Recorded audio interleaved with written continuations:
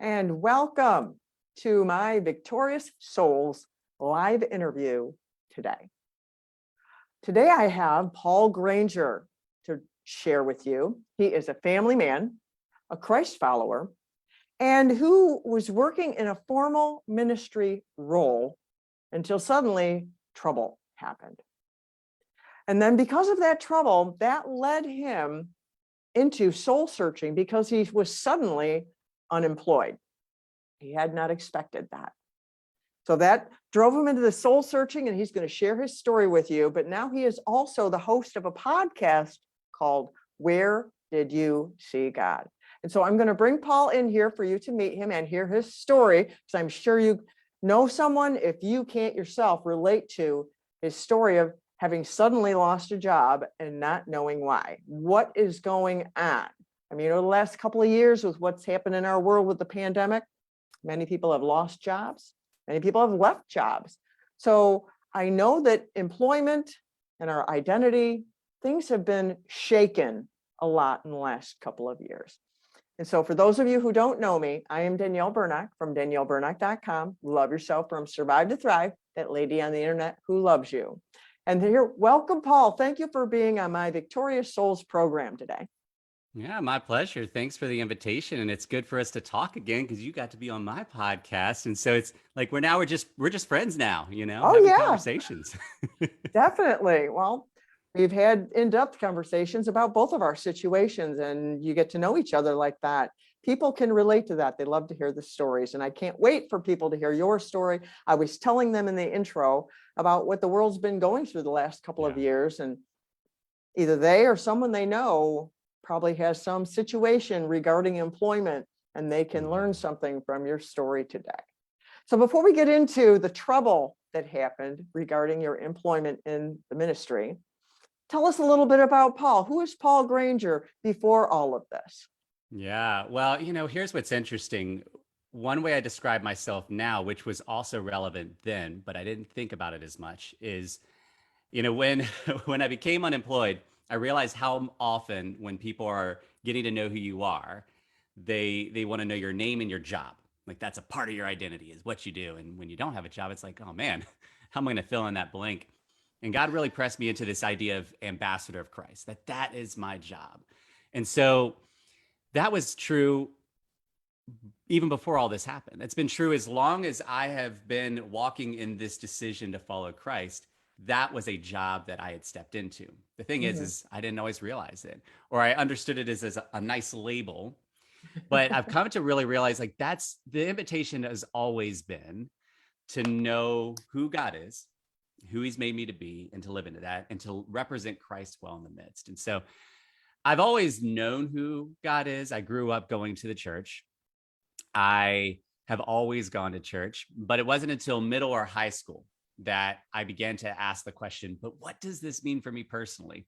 I mean, it's nice just to kind of assume and presume that I'm a Christian, but what does it mean for me to be a Christian? How should that impact my life? Because shouldn't it have some direct impact? And that was the start of a personal relationship with God. I'd always known him, but now I was trying to know who he was for me and what that could mean. And very quickly, I got this sense that my life should be one committed to serving God. And at the time, I didn't know what that would mean. Does that mean I should be a pastor? That's one of the few outlets that I was aware of. And so I went to Campbell University, a Christian university, and that was my thought. I'm going to be a pastor. But I began to feel this sense that the idea of pastor that I had, it's the lead pastor who's behind the pulpit, giving the sermons, running the church. Something just didn't seem to mesh with that. But I was like, all right, well, what am I supposed to do? and so I continued to try to seek God, continued to try to live into that. And I got to my senior year and I'm like, man, everybody else knows what they're doing. I should probably know what I'm going to do after I graduate. So I began to pray about it. All right, God, what is this supposed to be? And the way I remember it, there were these different phases of what I felt like God was saying. The first was I felt like God was saying that I wasn't meant to go overseas, that I was supposed to be in the States. I was like, all right, cool. The second thought a thing I was sensing was, I felt like I was saying that I was supposed to be in an urban context. I grew up in the country. I didn't have any desire to live in the city. So that one was one I was like, all all right, God, I don't know what that's going to look like or where I should go, but cool. All He's just right. not overseas. Right. Right. And then the last one was to work with youth. So I was like, I guess I'm doing urban youth ministry, but I had very little experience. I had at that point done 2 weeks of vacation Bible school in some of the local housing projects in Richmond. That was the extent of my experience. The rest of my life was in very rural environments. And so, fortunately, God knew that. And while I was ready with my friend to just jump in, God kind of said, hold up, hold up, hold up, and connected me with this amazing, amazing, amazing organization called Urban Promise Wilmington. I planned on just going for a summer. And within a week, I was like, I know I'm definitely supposed to be here. And within 2 weeks, I was like, I think I'm supposed to stay here longer. So a summer turned into a little over 2 years. You said it's And called Urban what? Urban Promise Wilmington. There's actually multiple Urban Promises. The first one was in Camden, New Jersey. I was in Wilmington, Delaware. And I mean, it was transformational on multiple levels, but particularly spiritually. I mean, this was a group of people that weren't there because they felt forced into it, weren't there because they were trying to make money, because ministry like isn't known for six-figure, paychecks.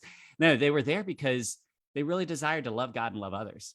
And they were willing to give abundantly of their time, generously of their skills and resources and energy, and were living out what it meant to love their neighbors well. And I loved it so much.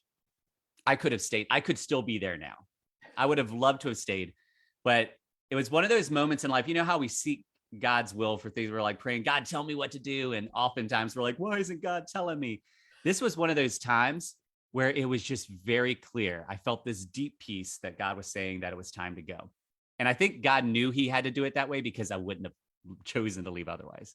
I was experiencing it so richly there. I was loving the people that I was serving alongside so deeply that it had to be God saying, here's peace about leaving for me to say, all right, I can go. And then that's what brought me into Richmond. But this whole time, there's been this desire in me to just explore what it means to love God and love others, what it means to love my neighbors, and to often do so imperfectly. But ever since that moment in middle school where I was like, all right, God, I think I'm supposed to know you personally. Ever since that moment, this desire for my life to be focused in that direction has just been there. And now I've just been kind of going along for the ride in the many twists and unexpected turns that have come. Wow. Well, you got married in there somewhere too. I Where did. did that take place? I did. Yeah. And Interestingly, you have my kids. wife, and I have kids. My wife and I met at Urban Promise Wilmington. So this was after the point where I got that piece. So I was in the final little span of time, and she came for a spring break group. And during that time, we definitely connected as friends, but for a number of reasons, neither of us were looking for any kind of a relationship or anything like that.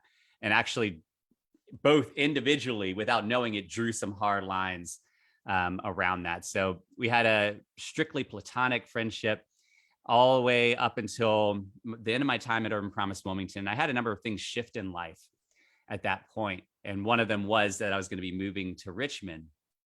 And it was interesting. I personally, my plan for any relationship was months off with anyone. but particularly with my now wife, I had no plans of starting a relationship. And it was another one of those moments where I felt this invitation from God that was just very clear. And again, it had to be clear because it was not what I would have chosen. But that developed into what eventually became an invitation. Basically, I felt like the invitation God was given was for me to love his daughter. And it was not the timing I would have chosen, was not the timing she would have chosen, but it became very clear that God was doing something beyond our understanding, beyond our timing, beyond our grip and grasp of what things should be. And so we ended up starting to date towards the end of 2007, got engaged in 2008, and got married in 2009. And because we met doing this type of ministry, I knew that this was what God was continuing to invite me into. It wasn't actually on her docket before that trip, but God had awoken something in her during her time serving as a summer intern there. And so we ended up stepping into it together. When I moved into the neighborhood 2008, and then she moved in 2009, we did so with this shared desire to know what it means to love God and love others. And now it includes things like waving at my neighbor who's actually walking by right now, who every day has his walk that he does. And we have these bay windows. And sometimes I'm just doing something here and I just sense, I think somebody's out there, and I'll turn and he's just waving all big. And we've had 3 kids. My oldest is 9, and then 6, and then 3. And an invitation that God gave us recently. Also, I have a cat for those watching live and viewing the video, who I knew would come to join us at some point. But we've been feeling like God's inviting us to not just explore what does it mean for me individually to seek God, what does it mean for us as a family to seek God together, and also it includes what me and my wife as a couple. But I think oftentimes it's easy for families to focus individually or maybe focus on couple, but it's really hard for us to understand the concept of seeking God as a family. Because how do you do that if you got a 3-year-old that it's hard enough to get them to learn how to go potty, much less learn how to serve God? But this is a thing that God's been inviting us into, and it's been beautiful to see how he's worked through it. Oh, that's awesome. And so you were at that Urban Promise, and in your bio with me, you shared you've been in ministry for over 20 years. So you were in the Urban Promise. How many other places have you worked before you ended up at the place that we're going to get into where there was trouble? Yeah. So my first longer term job was with Noah's Ark Christian Daycare. That was way back in the day. It was seasonal because I was in high school and then in college. And so during the summers and during breaks, I would go and serve there. And really still connected with some of the kids. And it's weird because now they're graduating and I'm like, man, I feel old. Then Urban Promise came after that for 2 years and some change. I worked at a group home for about a year. And then after that, I joined up with the Salvation Army Boys and Girls Club. Absolutely loved serving there. It was another one of those moments that I didn't necessarily want to leave, but I felt like God was inviting me to something else. And they've been in the community. The Salvation Army has had a presence here since the 1920s or so. They've had a boys and girls. It was a boys club at first since the 50s. And then the Salvation Army Boys and Girls Club, as it is now, set a foundation in the community in 1972, I believe. And so there's legacy is the word that often comes up. When I started working there, I wasn't yet 30. So I was in my upper 20s. And there were staff that I was working alongside that had been working there as long as I had been alive. Like when I was born, they were working at the club. Wow. And so, I mean, we're talking generations of families coming through and sending their kids and then the grandkids. Wow. And so it's such a beautiful, beautiful thing. And then my son was born in that span of time around 2013, not around, he was born in 2013. And that kind of prompted some processing for me and my wife of, is there supposed to be a transition? And a number of things happen. Sometimes things happen where you feel like God's behind this, but it's not so overt that you're like, oh my gosh, it's absolutely God. But it's like, I don't think this is coincidence. A number of things began to happen. One of those was a role opened up with a local ministry that almost seemed like it was custom built for the skill sets that God had given me. To this point, I mentioned that God had invited me to work with youth. Well, I noticed over the years that the age range started going up. So I started off in a daycare, then I was working with elementary, and then at the Boys and Girls Club, I was the teen director. So it's middle and high school. And then I was feeling like God was inviting me to older and older entities. And so this role would have me working with their summer and year-long interns and with service groups. So I was like, all right, I guess God's invited me to work with young adults now. Cool. And so this role was going to encapsulate that and bring in a lot of gifts and skills that I felt like God had put inside of me. And then also I love creating content, and I was doing a lot of just making my own videos. And so I was invited to serve as their videographer. So I had 3 different roles that normally might be separate roles, but they're kind of brought into one package. And, I remember wrestling with it because I loved the Boys and Girls Club. I also recognized there could be an opportunity at this other ministry. And I'm like, all right, God, so what's the answer? Tell me the answer. And he didn't tell me the answer. And I prayed and I prayed. And I remember having this feeling that really I was at 51% for this new ministry. And this was the first moment where I really pressed hard into this idea of not waiting for God to give you 100%.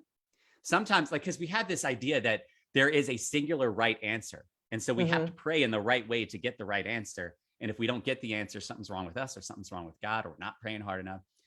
And, I feel like we're bombarding God with these questions. And I wonder if sometimes God's like, you're focused on the wrong thing. Like your job, you think your job really matters. Your job isn't the thing that matters here. There's something else that I'm inviting you into. And so one of the things that he was inviting me into was just to seek him with my life, seek him with my decisions, to not try to find the right one, but to say, all right, God, here are the options on the table. I prayed about it. You didn't give me a neon sign yes, so there's no clear one that you want me to do. You didn't give me a hard no, so there's neither of these are ones that you don't want me to do. So maybe you're fine with either. So I'm at 51% here. I'm going to move in this direction, trusting that you will be fine with that. And so that's what I did. It was hard. I remember wrestling with telling my boss, who I considered a mentor over at the Boys and Girls Club, that I was transitioning out. But yeah, I stepped into that. So I was there for 5 years or so. And I'm the type of person that my default is long-term. I'm not like, this is a stepping stone to get to the next thing. So anytime I go into a place, it's an indefinite move. And so again, I could have hypothetically stayed. I had actually ideas in my mind of staying at the club just as long as those guys who had worked there all my life. Yeah. I was willing to be that. I saw a trajectory, but I also know that, the scripture talks often about how we can make our own plans and like how foolish that could be sometimes. And so I released that and trusted God and stepped into this new direction. Is that the last formal role you had? So that ministry that I stepped into was the last formal role. That's what you called it in your thing. So I call it your last formal role. that had a with a traditional paycheck. Okay. Well, you were there for how long were you there? And it was good when you started. I mean, you moved there, you were 51%, that it was good. It was a tailor fit for you, but then it went sour. So how was it at the beginning? And then how did it go sour? Yeah. So, one thing I want to say at the start, and I'm learning I need to say this at the start, when we tell these stories, it can be really challenging when they're hard stories, because we're trying to tell the story while still sometimes carrying pain. We're trying to tell the story while sometimes knowing that people connected may hear it or see it. We're trying to tell the story while trying to not dishonor others. But yet sometimes we have this default response in us to vilify others. And we wouldn't necessarily call someone a villain, but we're raised with this good guy, bad guy mentality, right? All the shows we watch, there's a good guy and there's a bad guy. And so it's like this dichotomy, this binary thinking can then, when we are in a hard situation, cause us to do the same. And of course, we're the good guy. We're always the good guy. So this person who's doing wrong, but in our minds, right? Like sometimes that's what we need to own, is that we're not the good guy. Exactly. We have got to own that, but we don't always do that. So when we don't do it, we're defaulting ourselves there. And therefore the person that's doing the perceived wrong is the villain, is the bad guy. And then we respond accordingly. And so one thing I want to name is that the ministry isn't a villain. I'm intentionally not naming it because I don't want to. I understand. I'm not asking. But if you noticed, I did not ask because we want to get to the point. We want to. I'm not here to vilify anyone or any ministry either, but we go through situations and we encounter behaviors. And as wonderful as any ministry may be, there's people there, and people do things wrong, and we're human. Yeah. And so we leave the name out, hopefully to free you up to share the heart of it so people can connect, not to vilify. I have no desire in vilifying anything, but I want to get to the core of what has happened, because other people, they've lost jobs. They've not been told why. And it's like, what the heck is going on? I interviewed a woman on my podcast, and I was on hers also, and she calls it a God shift. And hers was, what the hell is going on? because Yeah. God was up to something. It's like Yeah. all the stuff that worked before suddenly isn't working anymore. So what's Mm, going on? And yeah. so it's okay to identify that situation Yeah. without turning anyone into a criminal. Yeah. And I had to learn this myself too, because it was even more of a challenge for the individuals that were attached. Because when somebody wrongs you, like you can struggle with how to respond to them. And Mhm. so I wanted to name that out the front, because when I've shared this story, especially when I was in the midst of the journey, some of the responses from friends were like, "Oh, that ministry," or "Oh, that boss." But no. We don't. If we go that direction, we're gonna get tripped up on the wrong thing. So I'm gonna come back to that idea. But yeah, when I started, I knew it wasn't a perfect role. And in fact, the guy who hired me was like, "Look, right now you've got a modge podge of things. It'll work for now, but it's not sustainable long term. So at some point, something will have to shift. We'll have to hire somebody to work alongside you or something like that. But for right now, at the point, this was still a very grassroots ministry. Everyone we're like, we're family. And so he's like, are you willing to step into the hard work? And I'm like, yeah, I mean, that's what I've been doing, is like every role that I've had has been just hard work. You wear 1,000 hats. I'm like, I'm used to this, but I'm glad that you recognize the sustainability piece. I'm gonna trust you in that. And yeah, if at some point we need to shift it over, like, let's do that so I don't get burnt out. And so that first year had a lot of challenges, but it was not in a negative way. It was Mhm. hard work. One of the first big things that I did was I took on, they had these year-long internships. And when I came in, there was 5, and that had been the most they'd ever had. When I was hired, they had already signed up 12. So it had almost tripled in scope, and it tripled in where they would be placed. And so there wasn't anything really built out for how you go from 5, like a triple the size thing. And so that's one of the things that I had to figure out really quickly is, how does this work with significantly more people? How does community work? How does it work when Mhm. they're spread in more areas now than they were before? How do we do this? And then I also had spring break groups that I would run. College campuses would bring students, and I'm talking some weeks like 50 people, and it was 4 weeks in a row, 4 or 5 weeks in a row that first time, nonstop, like not a day off. And Wow. I came to find out later, I was talking to the guy about it who had the role previously, and he was just saying, "Hey, how did spring breaks go?" I was like, "Oh yeah, we had 5 weeks. Some of the weeks had 50 people." It's like, "Oh man, yeah, I only did like 2 weeks each year." I'm like, "What? Why didn't you tell me that?" So it's like hard work, but like it was good. God was working. But it became clear what the guy who hired me said was true, that this isn't going to be sustainable long term. Like each of these things, it's not even about my capacity. It's like our capacity to serve the community well, and to serve the interns well, and to serve the groups well, would be enhanced if there's multiple people who had different skills, right? Different Mhm. gifts, administrative, personable, all that. So we actually put a plan in place to hire someone. As a much longer story, but somebody else unexpectedly left. And this person that we were going to hire was going to share 2 roles, half part-time with me, part-time in this other space. Well, this other space lost a key person, and the person we were looking at like fit that role perfectly. And I'm like, I feel like God is inviting me to release this person. And I don't want to do that, because it's going to be at least a year before we enter this hiring period again. So I'm going to be solo on this again. I'm going to trust God in this. So you can have the person full time. I'll give up my part time person. And it was hard. It was a hard year because the scope of my work was continuing to increase.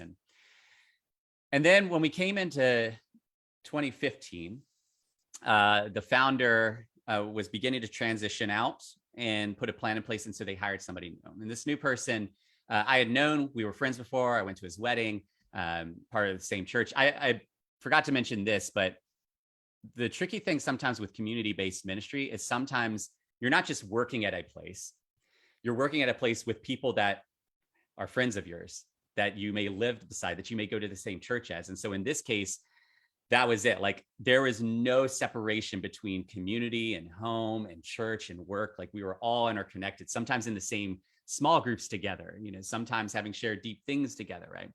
So that can be fine when things are going well. When things are not going well, that can be hard, because it's like, where do you go? Who do you turn to? What if the people that you normally turn to are seeing things inaccurately? And so, this guy who came from a corporate environment, had been invested in the ministry for a long time, had poured a lot as a volunteer. I think had been on the board and brought some skills that they recognized the ministry needs. I don't know what happened. What I think if there's one meeting that may have been the moment, but there was something in there that, from my perception, solidified in his mind a certain view of me that didn't match his view of success, his view of the type of person that he wants working for the ministry. Because pretty early on, there was tension. And it was particularly hard for me because I knew how hard his role was going to be, because the guy he was taking over for was like just one of those big personalities. And he was the founder, right? So if you're replacing the founder, if you're replacing a big personality, if you're replacing somebody that everybody else already has big expectations around, it's like, man, you're in for a challenge. If you need to change things, and some things did need to be changed, you're in for a challenge because people don't like change. So I'm like, this guy's going to have a hard job. And I just felt this sense that, and I don't use the word loyalty often. So it was odd to me that this is the word that popped into my mind, that I felt like I was saying, like, show integrity and loyalty within your role, like be loyal to his authority and his leadership. And so it's striking to me when that became the thing that he thought I wasn't doing, when he thought I wasn't showing loyalty. And I remember my second child was born that summer, and I went on a paternity leave, and my first meeting with him afterwards was the first time that he was like, I just don't know if this is the right place for you. And it hit me hard because I'd already invested, a couple years into serving. And like, I really believed that God was doing important things through the work he was inviting me to. And I'm like, this doesn't seem right. And like, there are 4 things he had said against me. 3 of them were objectively untrue. And I had like emails and paperwork and texts to prove it. One of them was subjective, right? And so I'm like, what do I do here? Because like, but he's holding firm. And so it was like just a step below firing me, like kind of putting the ball in my court, but making it clear that he felt like I needed to maybe think about working somewhere else. And it rocked me. Like by the way, just again, come back from paternity leave also? Yep. And anyone who has had a baby, a little break, you feel like you're good, you're coming back all rested, ready to go. Well, this is the thing. I did not come back rested because, as you know, when you're on paternity leave, there is no rest because you're up every few hours. Okay, so fair. I was drained, I was exhausted. And so this was you were a hard different kind of exhausted. Yeah, I was. And so this was not what the kind of meeting you want coming back from paternity leave. Right. And I was like, I can't stay. Like, even though I feel like this is where I'm supposed to be right now, I cannot stay in a place where my boss like thinks incorrect things about me. And even when I have evidence, like doesn't believe me, like, all right, God, I've got to go. And I start job searching and I start talking to friends. And this is where some of the friends were like getting mad at him. And I remember there was this moment where some of the friends, like when they were saying like what he's doing is wrong, this, that, and the other, that God placed something in my heart because I knew things about this guy that some other people didn't know. Some people didn't know, but didn't piece it together. But he was also navigating some things in his personal life, ways that he was honoring God in some really beautiful ways that cost him a lot, cost he and his wife a lot. There was a lot of sacrifice. Like they were carrying some burdens that they didn't have to carry, but out of a love for God and love for others, they were carrying. And I came to my mind. I'm like, we can't vilify him. Like he is going through a lot of stuff. Do I think what he said is right and what he's doing is right? No. But God's not letting me vilify him. And so I remember, the night before I would meet with him again, I could not sleep.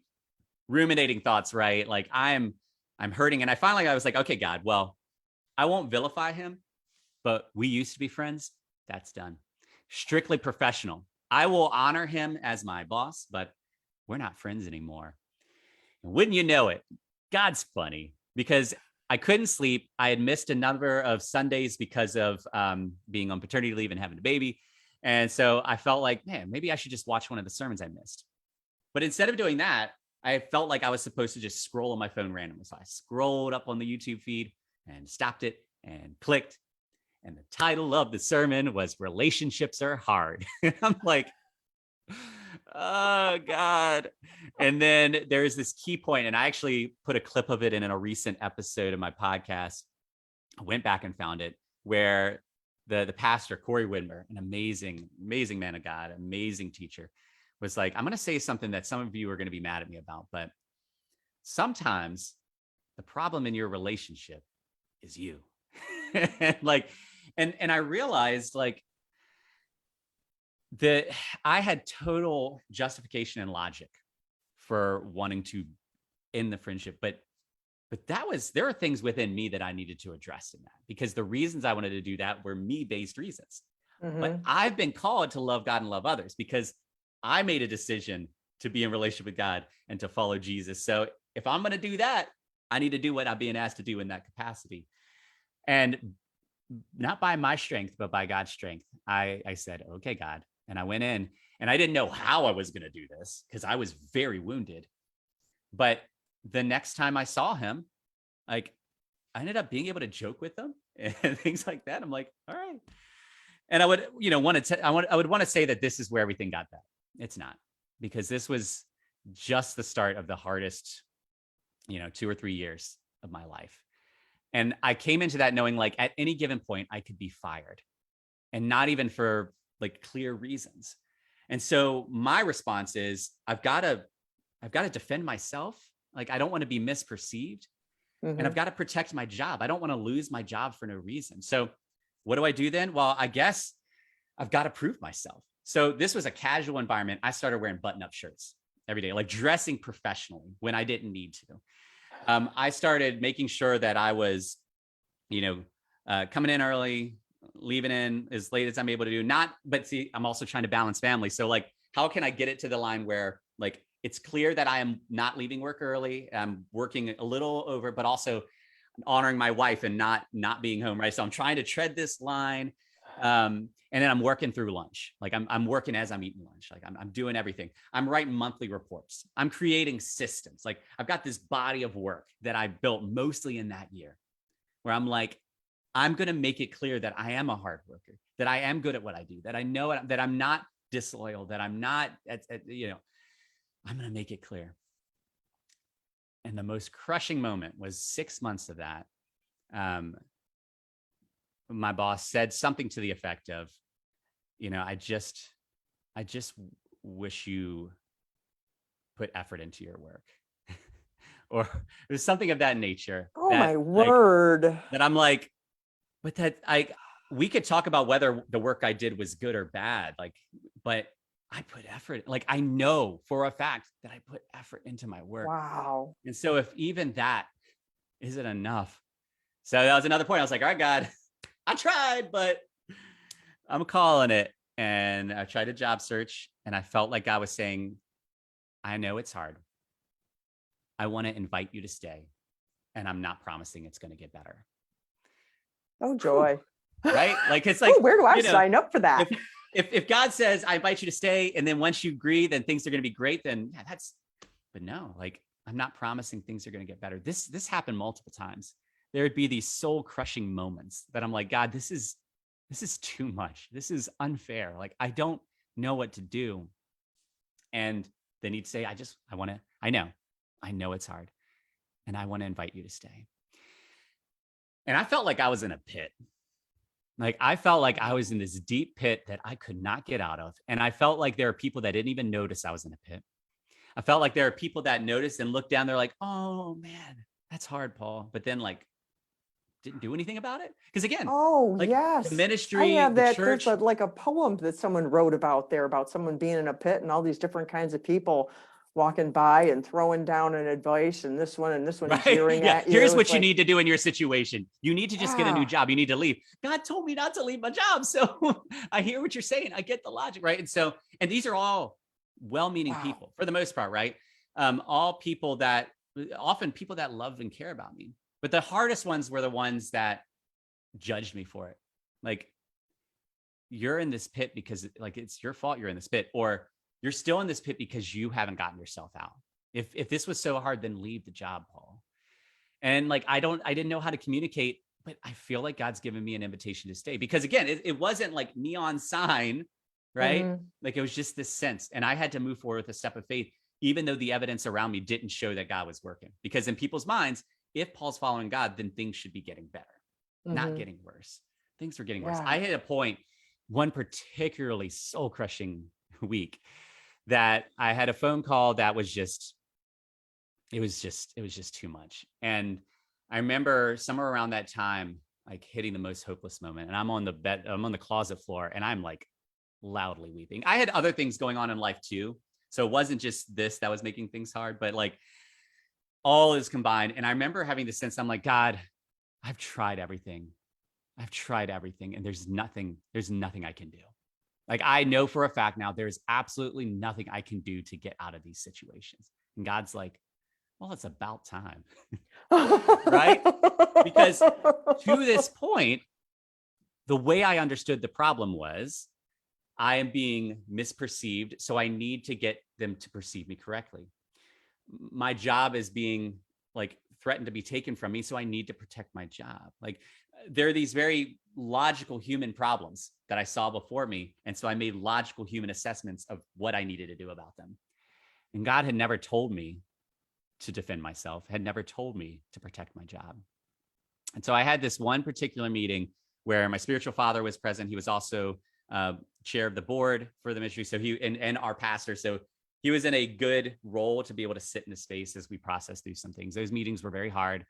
There was two. The first one left me feeling even more hopeless. And my pastor was like, I feel like God's saying you need to stay at the table. And I'm like, I just don't know how much longer I can do this. But I'll stay. Came back for the next meeting, and there were more accusations levied against me that I actually had my stack of papers. And I remember this moment where something was said that I could prove. And I'm reaching down to my papers. And I believe that it was the Holy Spirit prompting my pastor. He said, hold on, pal. He didn't know I was reaching for papers, but he stopped me short. And essentially what he ended up saying to me is, Paul, you don't work for this man. You don't work for this organization. You work for God. So what is your boss God telling you to do? And I'm like, I feel like he's telling me to stay. But if I stay, this is going to happen. This is going to, by December. And he's like, don't worry about December. God's going to take care of that.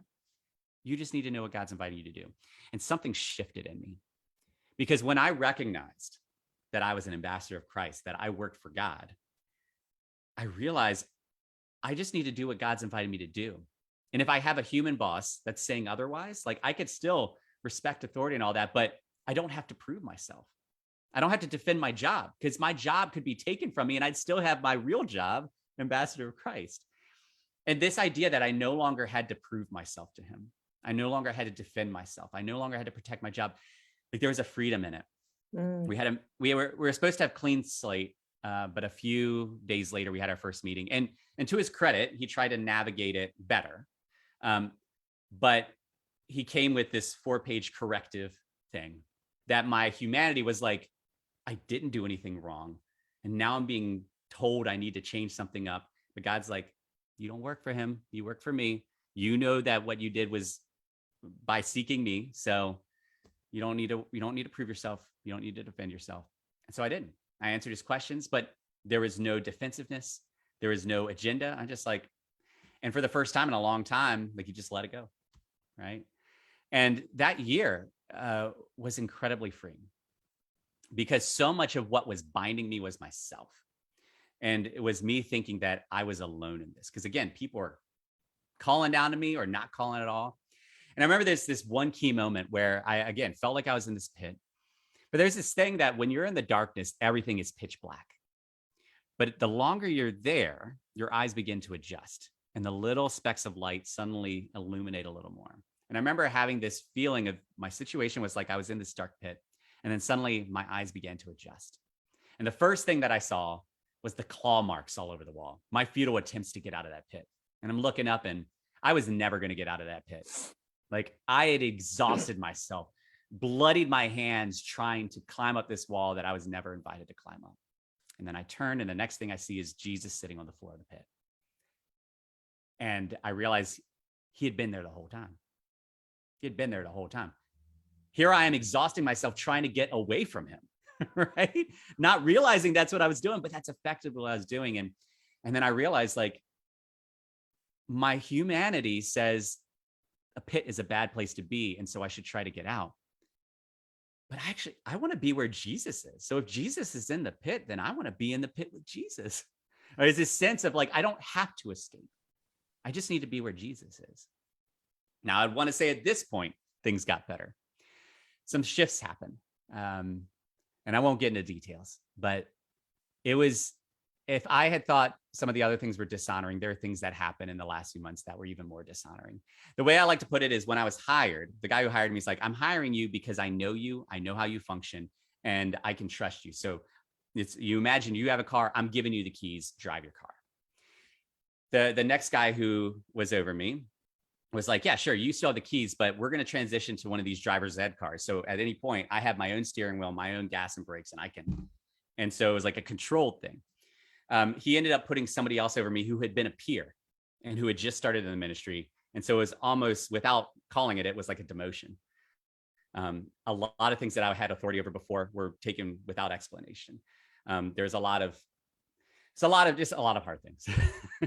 And for him, it was almost like the keys were taken and I was about to be kicked out of the car. So I'm like, God, all right, been at the table, been honoring you, but is now the time that I can go? Like, can I go? And he didn't answer me. And one thing that I've learned over the years of seeking God on things is that there are times when God doesn't answer, it's because he's inviting you to wait. Like, we want to know now, and God's like, just hold on, just hold on a second. And a number of things happened over the course of a month, deeply spiritual things. Somebody who has a gift of prophecy, like, was sharing some things that didn't make sense then, but began to make sense later. And there's this one specific week where through a number of events, I got a heads up that something was about to happen. Not that somebody told me something was about to happen, but I just had this sense something was about to happen. That Thursday, my boss said, hey, your supervisor and I are going to have a meeting at 4. We want to see if you can join. There's nothing that he said that indicated that it was going to be a firing meeting, but I just remember having this clear sense that I might be getting fired. And this was so unexpected that when I went home to pick something up and saw my wife and I told her, she's like, there is absolutely no way they're going to fire you. Like, if you were doing something wrong, like, they would have already talked to you about it. If you weren't doing something well, they would have a 30-day corrective plan, but there's no way. And I'm like, I don't know. I think I might get fired. And like, there was this unexpected piece, not that I wanted to, I didn't feel like it was right, but like, it was so clear that God was present. This is what it is. It was so clear that God was present, or I was so aware that God was present, that the circumstances didn't have the same hit, the same sting, right? Because I'm like, well, I don't know what's going to go down, but God's clearly here. So, all right, you must know something I don't. I'm going into the coffee shop, and as I'm reaching for the door, I'm thinking, what in the world could they possibly say? And I start going through all the things. Well, if they say this is the truth. And if they say this, and God's like, that's not what this is about. Not what this is about. Do not defend yourself. Do not protect your job.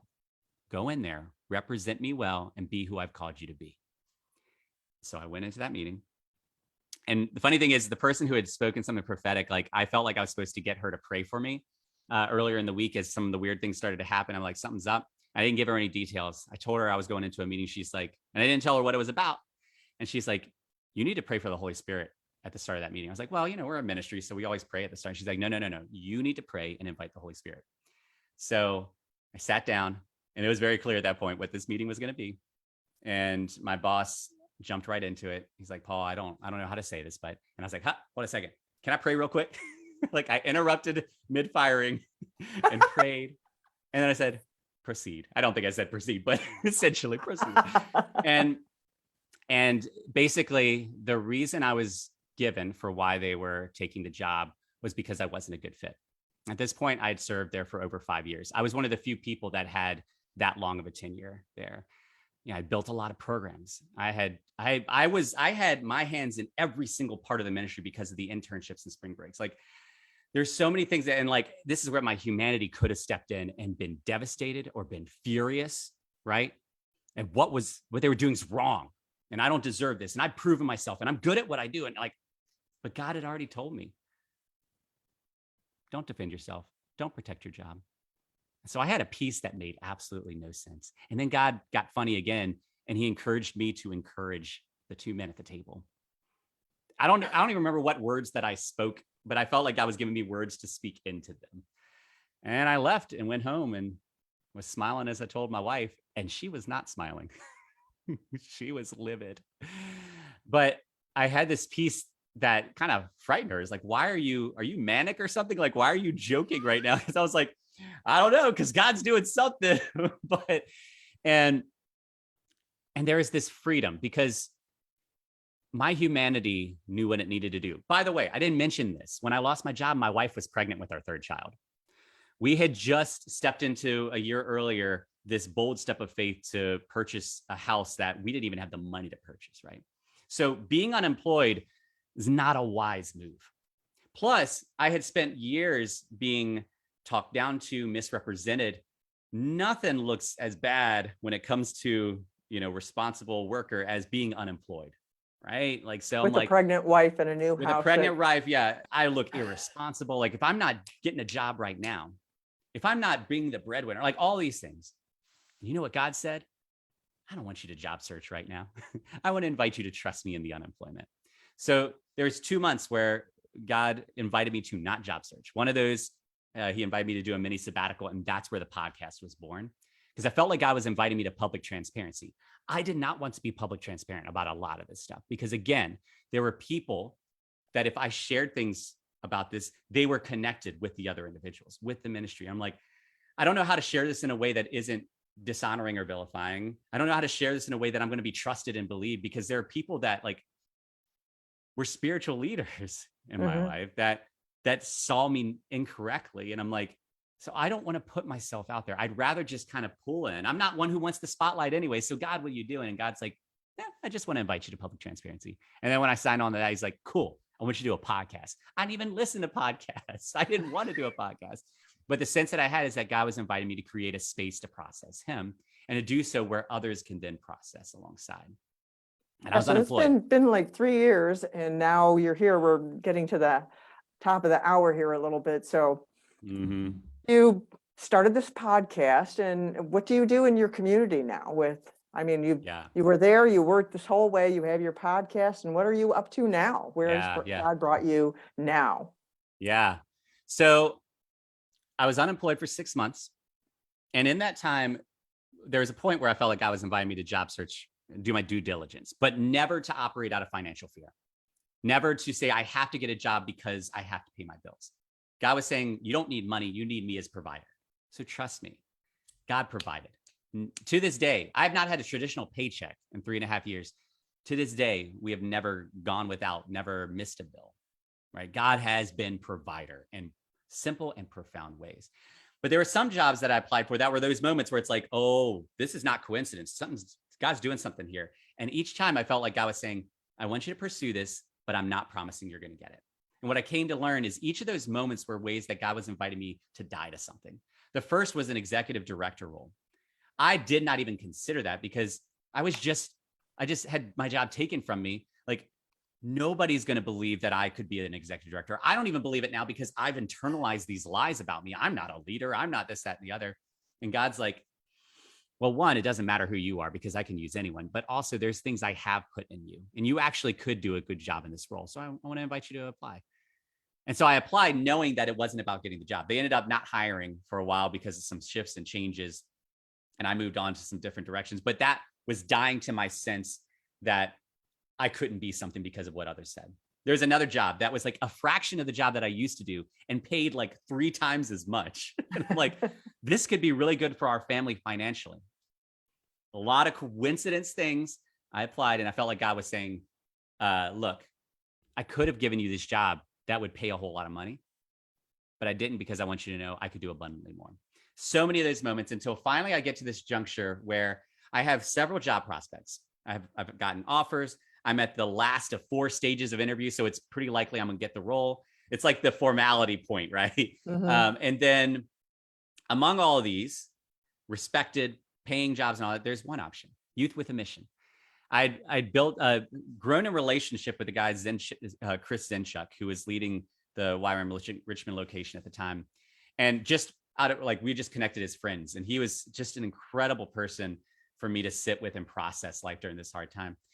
And one day he's like, hey, I feel like God's prompting me to invite you to pray about joining our team. And at this point, I've been applying for jobs. And so you have your sense of calling, right? And then you're like, but here's the job. And so how can I squeeze in my calling into this job? How can I, or do I have to do my calling on the side and get like a secular, I don't know, what do I need to do? But he's like, there's no role that you're filling. There's no job responsibilities that we have gaps that you need to, I know who you are and how you operate. And I believe that you'd be a good fit for the team. And your job would be whatever God's calling you to do. Your podcast, I see that as part of your ministry. And I'm like, so I could do my podcast as part of my ministry rather than some side thing. And the one caveat is YWAM doesn't pay money. Like everybody that works for YWAM is raising their own support. And so, man, nothing looks more foolish than someone who's been unemployed for 6 months and now is going to not have a paycheck moving forward. But God had already proven himself as a provider in some very key ways. And so I had a weekend where I'm like, I have these opportunities. This job would be respectable. This job would pay well, but I'm going to trust God. And I jumped in. And I've been serving with YWAM since 2019. But I like to say I serve alongside YWAM because I don't work for YWAM. I work for God. I'm an ambassador of Christ. That's my job. And my key phrase the last 3.5 years is holding things loosely. I could have my sense of what God's called me to. I could have my own plans, but at every given point, I can have that in my hand, but hold it loosely in case something happens, like say a pandemic, and that changes everything, right? Like say my wife feeling like God was calling her to leave her job. And then we went and did a family discipleship training school together. Or my wife deciding that God was calling her to join as a kindergarten teacher at a new school this past year, which drastically changed what my year would look like because now I'm the on-call parent. If kids get COVID or their student or their peers get COVID, and now I've got kids at home crawling on me as I'm working, right? I've had to hold things loosely, but man, God has worked so tremendously. And so the conversations I've been able to have through the podcast have been such a blessing to me, but God's given me the gift of being able to hear of moments when he's done something beyond me, things I would never have known about, things that I thought were just seeds that he's sprouting.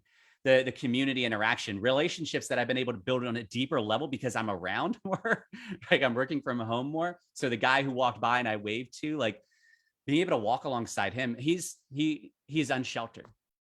There's a lot of things that he's wrestling with in life. And we have an authentic friendship that would be hard to have if I was working a 9-to-5 job. And so like God's given me opportunities to really press into what does it mean to love my neighbors, not fix my neighbors, not see my neighbors as problems, to love my neighbors made in the image of God, who I should not look at as lower than me, who may actually be above me at times, right? And so this is where I am now. I'm constantly just each day saying, God, what is it you want me to do? How does it want me to serve? And what I want to encourage people is things can happen. Like you could have the best laid plans ever, and then a pandemic can hit and your secure job could be gone. Your secure finances can be gone. You could be doing your absolutely best job ever, best work ever, and someone could see the opposite. Someone can accuse you of things you didn't do. They can accuse you of things that they did, right? and you could be left in this place of, there is no way out of this. There is no way forward. There is no hope. If you believe in God, then you are choosing to believe in a God who can do the impossible. Amen. Who can do abundantly more than you could ask for or imagine, which means whatever you're asking for and whatever you're imagining, your best case scenario, God looks at that and says, that's cute, but what I'm talking about is bigger than this. You're talking about something temporal. I'm talking about something eternal. You're talking about something that's good for you. I'm talking about something that's good for even beyond you. You're talking about something that will fade away. I'm talking about something that will last, right? God is how trying you to were do saying how abundantly you were holding things loosely. The way I'm hearing you say it is holding the things in your life loosely, but holding on to your relationship with God tightly. Mm-hmm.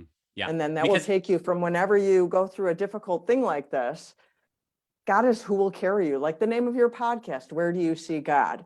Like you saw Jesus in the pit. So you who are listening, wherever you are at, look for where God is at in that situation, and he can lead you out of that situation into plans that are to prosper you and not to harm you, to give you a hope and a future, which whatever that looks like, we don't always know what that looks like. And if you let him draw the picture for you. So we have to tie this up here. We're at the end of our time together. We could just go on for probably another hour, Paul. I'm pretty sure of that. It's true. I just want to thank you for being with us today. And I'm going to reiterate the name of Paul's podcast is Where Do You See God? He has a website also, which I will share in the show notes so that you can connect with him and hear more of his story and hear some of the amazing stories that he tells at the same time on his podcast. It really is quite amazing, his podcast. So I invite you to give a listen to that. And so until next time, I'm Danielle Burnock from danielleburnock.com. Love yourself from Survive to Thrive, that lady on the internet who loves you. Bye-bye.